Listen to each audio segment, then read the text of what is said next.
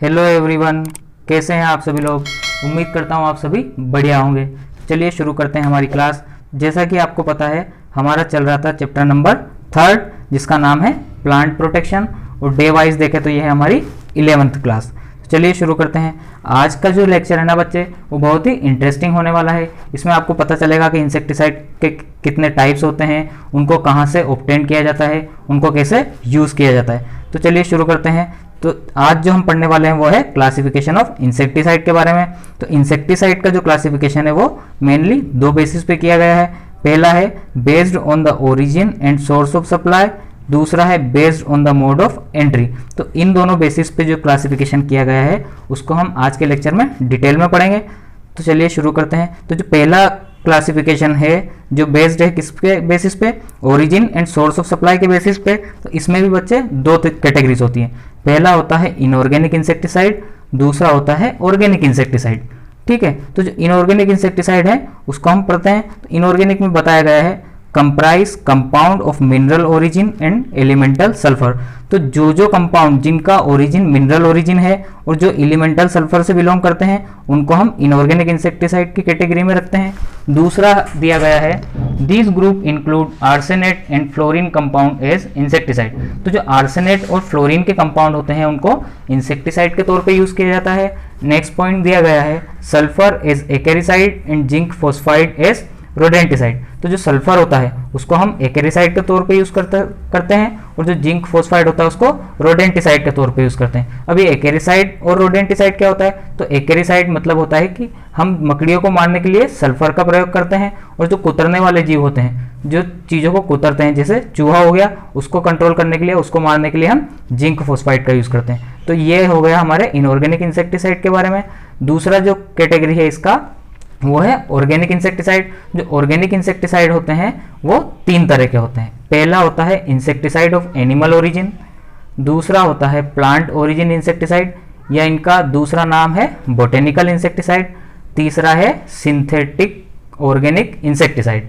ठीक है, तो इन तीनों के बारे में हम अभी आज डिस्कस करेंगे। तो पहला जो दिया गया है इंसेक्टिसाइड ऑफ एनिमल ओरिजिन, तो जो नाम से ही समझ में आ रहा है कि ये इंसेक्टिसाइड जो है ये हमने कहाँ से एक्सट्रैक्ट किए होंगे, ये हमें कहाँ से मिले होंगे, तो एनिमल से मिले होंगे। देखो एग्जांपल दिया गया है नेरिस्टोक्सिन का।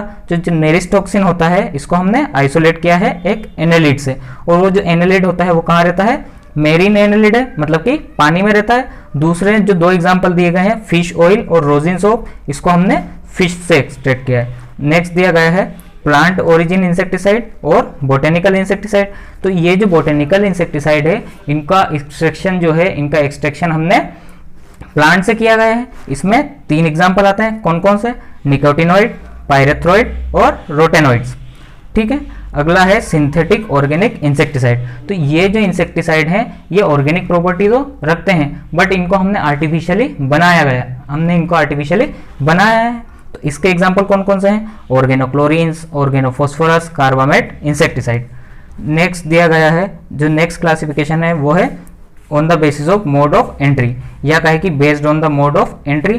तो एंट्री के बेसिस पे जो इंसेक्टिसाइड है वो 4 तरह के होते हैं। पहले होते हैं कॉन्टैक्ट पॉइजन्स, दूसरे होते हैं स्टमक पॉइजन्स, तीसरे होते हैं फ्यूमिगेंट्स और चौथे होते हैं सिस्टेमेटिक पॉइजन। तो इन चारों को हम अभी डिटेल में समझेंगे।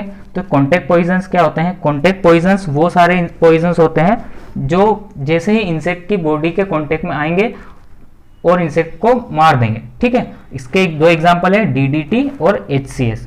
ठीक है, जब तक जैसे ही कांटेक्ट में कोई इंसेक्ट उस इंसेक्टिसाइड के कांटेक्ट में आया तो वो सीधा मर जाएगा। दूसरे हैं स्टमक पॉइजन्स। जो स्टमक पॉइजन्स हैं वो कांटेक्ट पॉइजन से अलग है। ठीक है, क्योंकि कांटेक्ट पॉइजन में जैसे ही इंसेक्टिसाइड के कांटेक्ट में आता था मर जाता था, पर जो स्टमक पॉइजन से वो जब तक स्टमक में नहीं पहुंचेंगे तब तक वो इंसेक्ट को मारने में सक्षम नहीं होंगे। तो इसके एग्जाम्पल है कैल्शियम आर्सेनेट और लेड आर्सेनेट। तीसरा दिया गया है फ्यूमिगेंट्स। तो फ्यूमिगेंट क्या होता है, तो फ्यूमिगेंट वो सारे सब्सटेंस होते हैं जो रूम टेम्परेचर पे या कहे कि नॉर्मल टेम्परेचर पे वोलेटाइल होते हैं। अब वोलेटाइल क्या होते हैं कि जैसे ही आप इनको थोड़ी देर के लिए खुला छोड़ देंगे तो ये उड़ने लगते हैं, जैसा कि आपने देखा होगा पेट्रोल को अगर थोड़ी देर हम खुला छोड़ देते हैं तो वो भाप बन के उड़ने लगता है, वैसे ही ये फ्यूमिगेंट्स होते हैं जो रूम टेम्परेचर पे या नॉर्मल टेम्परेचर पे उड़ने लगते हैं, और उड़ने के बाद क्या होता है कि ये सफोकेशन क्रिएट करते हैं, और सफोकेशन क्रिएट करने से क्या होता है कि जो इंसेक्ट होता है वो मर जाता है। तो इसके एग्जाम्पल कौन कौन से हैं? इसके एग्जाम्पल है methyl bromide, aluminium phosphide, ethylene dibromide, और जो इथिलीन डाइब्रोमाइड है इसको शॉर्ट में ईडीबी लिखते हैं। आखिरी जो है उसमें दिया गया है सिस्टेमेटिक पॉइजन। तो जो सिस्टेमेटिक पॉइजन होते हैं तो ये जो होते हैं प्लांट पे जब स्प्रे करते हैं तो प्लांट इनको एब्जॉर्ब करता है। आपको पता होगा जो प्लांट होता है उसमें दो तरह की चीज़ें होती हैं, एक होता है जाइलम और दूसरा होता है फ्लोएम।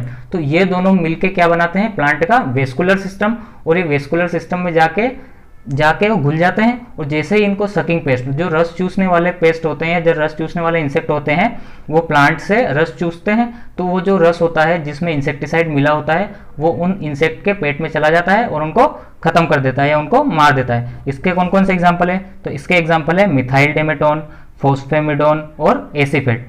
तो आज का जो हमारा क्लासिफिकेशन था वो यहाँ पे कंप्लीट हो जाता है। तो मिलते हैं हमारी आज नेक्स्ट क्लास में। तब तक के लिए बाय बाय, थैंक यू।